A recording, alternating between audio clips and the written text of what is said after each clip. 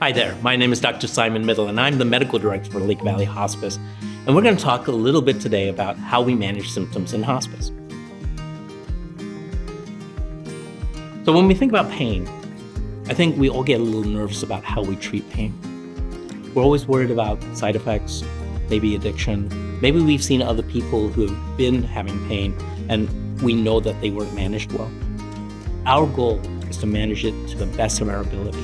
We want to assure you that we work in concert with you, with your family, with your loved ones, and with the entire care team to really come up with a program that is unique to you, that is going to work to the best of our ability for you.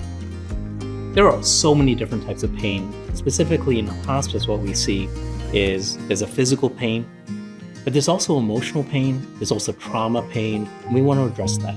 So we have to address that in a very holistic manner. We have to think about it from both a psychosocial, spiritual, as well as from a physical basis. And that's one of the wonderful things about hospice is we bring all of those pieces together.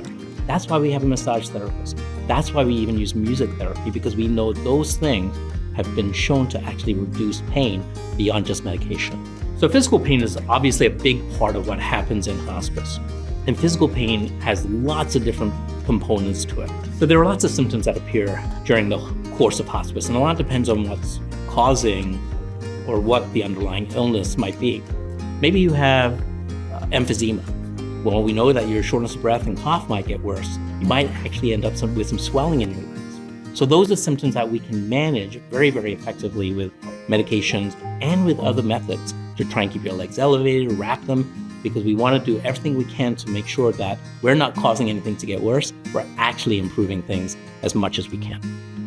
One of the things that often I think is a misconception about pain management is if I go to morphine, I'm going to get addicted. And oftentimes that's actually not the case. All the studies show that when we use morphine or other opioid medications for pain, your chance of addiction is very, very low. So we're not concerned about that. What we are concerned is if I can control your pain, you may actually have a higher quality of life.